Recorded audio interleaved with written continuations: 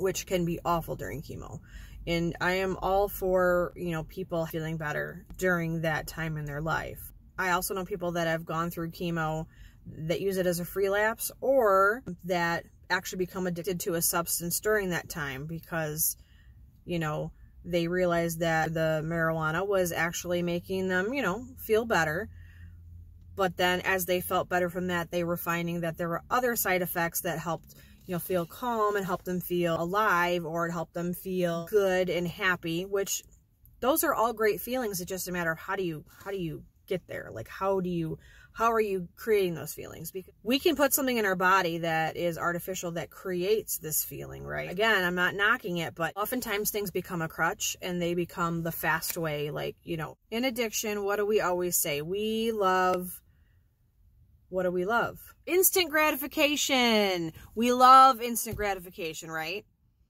I know I do. And let me tell you, it took me so long to figure out, like, to understand that, okay, instant gratification isn't all that it's cracked up to be, because it's all like feeling and no substance. No pun intended. I know a lot of people that have gone through cancer and chemo and have come out an addict afterwards because they enjoyed the feeling they got with it. Even healed, even years later, they miss that feeling of euphoria. I think that's a hard thing for a lot of people, especially those of us that have had bouts of active addiction like myself. It was really hard for me to understand that I was always chasing the high because nothing felt as good as the high, right? And I had to relearn that, yeah, there were things that made me feel that good. I just had to find out what they were. And it was a lot of trial and error. It wasn't an instant gratification. It took me years to get to the point where I realized that there are certain things that I love so much more than drugs ever gave me. Because, yeah, the euphoria of drugs were great for a little bit until they weren't. So my feelings on medical marijuana are this. I understand.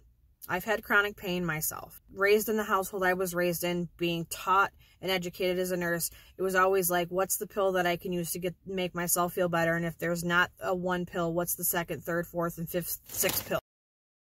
Right? To the point where I found myself on like so many medications, it was ridiculous. And I've had sciatica since I've been 16. I'm 42. When I became sober, I was like, well, I guess I'm going to be in pain for the rest of my life. And that's kind of how the attitude I had. Like, I guess I'm going to be in pain. And like I said, a couple of years ago, I found that I was walking with a walker and I was miserable and my sciatica hurt. And I was like, I'm going to have surgery. I don't know the next option. But then I started researching and realizing a lot of it had to do with the endometriosis I didn't realize I had. And that was, you know, snowballed from the crappy foods I was eating, the dairy and the stuff like that. And then even after cancer, well, okay, so why am I still feeling this way? I don't have, you know, the female parts anymore, right? Come to find out that the sciatica has to do with a lot of tension in your hips, in your thighs, basically any part of your legs, hips, and abdomen, right? So once I started doing yoga religiously and hydrating and eating better, my sciatica went away. Like, I'm not even joking you. So I'll tell you a story from this past weekend. I've been eating whole food plant-based again because, again, I still struggle with eating inappropriately. And so this past weekend, after eating whole food plant-based for about 6 weeks, I'm like, my daughter had a friend over, and I was like, sweet, I'm going to buy some snacks. Maybe I'll have some, you know, I had some ribs and I had, you know, some cookies and whatnot. And after 6 weeks of not having that, let me tell you, I was in so much pain. My sciatica came back. Yeah, it did. I was swollen again. I felt awful. There was a whole barrage of symptoms, and I'm like, wow, okay, there's always, when I do this, it reaffirms to me, this is why I'm doing what I'm doing, right? Am I using it appropriately? Have I tried everything else that I can think of?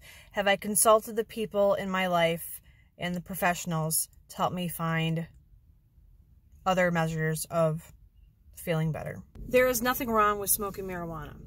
I worry that people are using it instead of getting therapy. They're self-medicating. It is so culturally acceptable that people are like, well, I can use it for when I don't feel good, when I'm anxious, or I'm in a bad relationship and I don't want to think about my problems.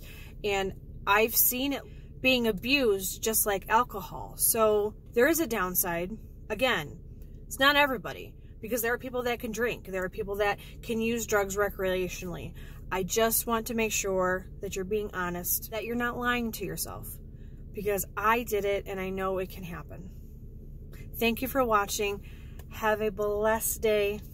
Enjoy. Sorry, I know I'm being kind of rude.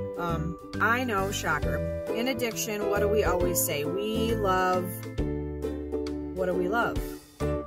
We love, if I can think of the damn phrase, oh, what do we love? Because I know we love it. Instant gratification. We love instant gratification, right?